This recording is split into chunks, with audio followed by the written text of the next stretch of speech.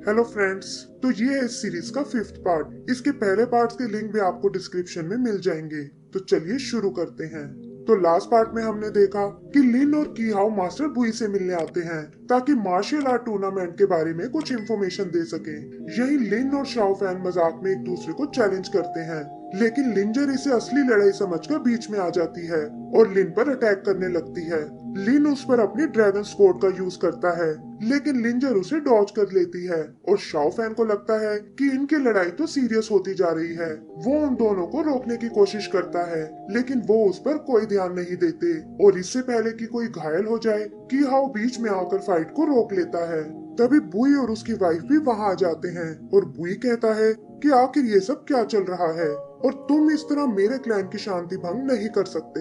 की हाउ बुई से माफी मांगता है और लिंजर से पूछता है कहीं लिन ने तुम्हें कोई चोट तो नहीं पहुंचाई, जिस पर लिंजर कहती है कि ऐसे फाइटर मुझे नुकसान नहीं पहुंचा सकते। की हाउ लिन से आगे आकर माफी मांगने को कहता है, लेकिन देखता है कि वो अभी भी पूरे एटीट्यूड में है। शाओ फैन सबको समझाता है कि ये तो हम आपस में मजाक कर रहे थे, लेकिन लिंजर उसकी एक नहीं सुनती और कहती है कि चाहे इसकी कल्टीवेशन कितनी ही हाई क्यों ना हो, लेकिन ये तुम्हें इस तरह बुली नहीं कर सकता।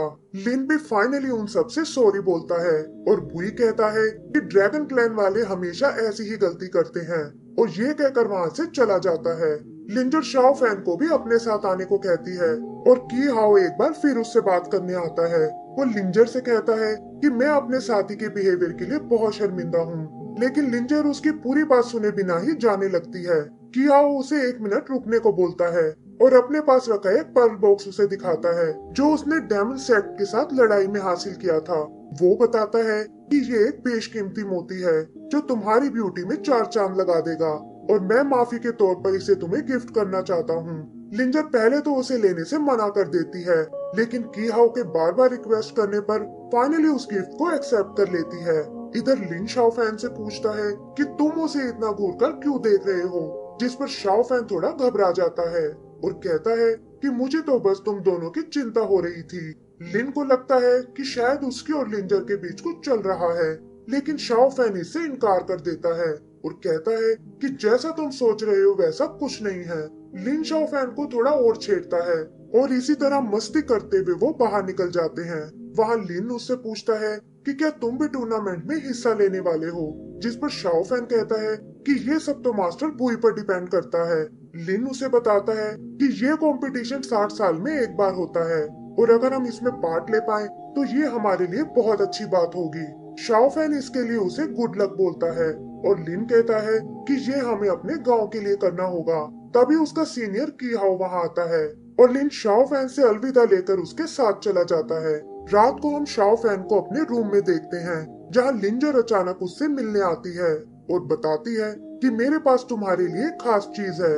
वहाँ वो एक बार फिर उससे लिन के बारे में पूछती है और शाओ फैन उसे समझाता है कि ये तो हमारे बचपन का प्यार है और हम इसी तरह एक दूसरे को चैलेंज करते हैं, लेकिन मैं आज तक उससे एक भी फाइट नहीं जीत पाया।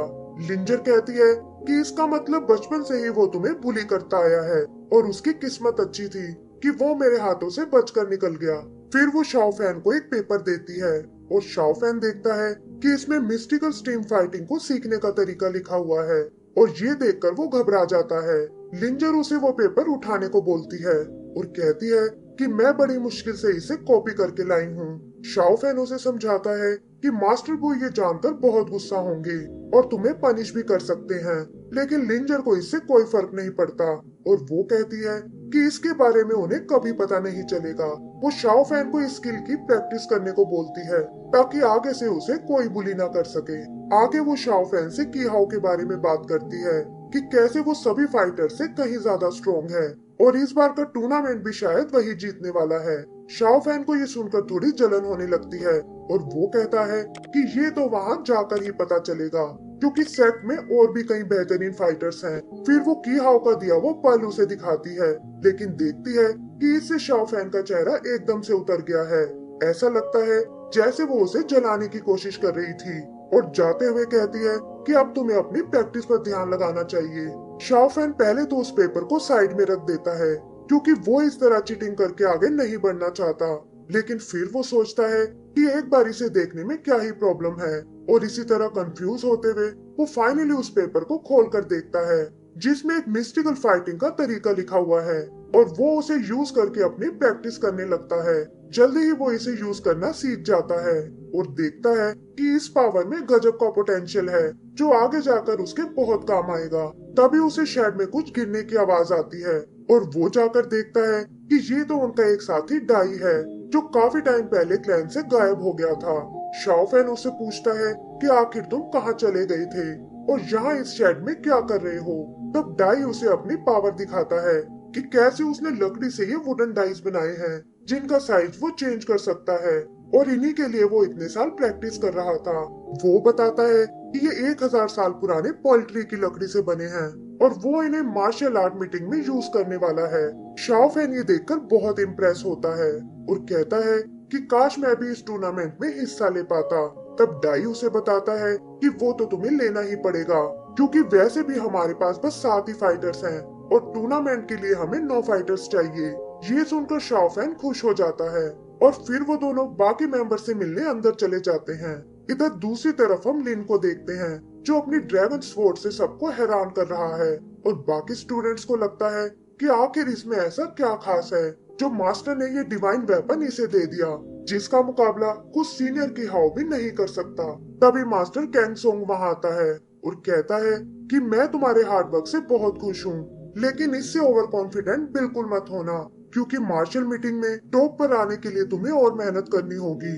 वो बताता है कि ड्रैगन क्लैन हमेशा से टूर्नामेंट में अच्छी पोजीशन लेता आया है और इस बार भी वो उनसे ऐसा ही एक्सपेक्ट करता है। आगे हम सेट के किंग डाओ शुआन को देखते हैं जिसके लिए एक सीक्रेट मैसेज आया है।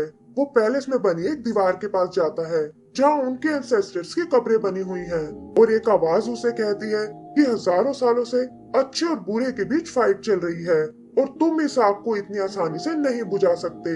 तब डाओ शुआन कहता है कि इस सेट को बनाने के पीछे यही कारण था और तुम चाहे जितनी ही कोशिश क्यों ना कर लो हम बुराई को इस दुनिया से मिटा कर ही रहेंगे। और ये कहकर वो वहाँ से चला जाता है। आगे का सीन डाजू क्लैन का है जहाँ उनके फाइटर्स टूर्नामेंट में जाने के लिए तैयार हो रहे हैं और डाई सबको अपनी मैजिकल डाइस दिखाता है।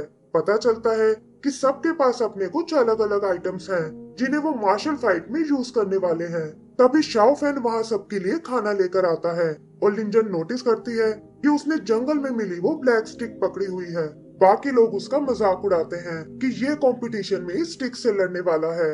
ये देखकर लिंजर उसे एक तलवार देती है और कहती है कि इसे यूज करना तुम्हारे लिए बेहतर रहेगा। वो उसे खुद पर भरोसा रखने को कहती है क्योंकि इस टूर्नामेंट से उसके एक्सपीरियंस को अच्छा बूस्ट मिलेगा। मास्टर बॉय भी उन सबको गुड लक बोलता है और डेरिन से कहता है कि शाओ फैन का जरा अच्छे से ध्यान रखना कहीं उड़ते हुए ये नीचे ना गिर जाए। फिर वो और उसकी वाइफ उड़कर वहाँ से निकल जाते हैं और बाकी स्टूडेंट्स भी अपने अपने आइटम्स लेकर उनके पीछे जाने लगते हैं।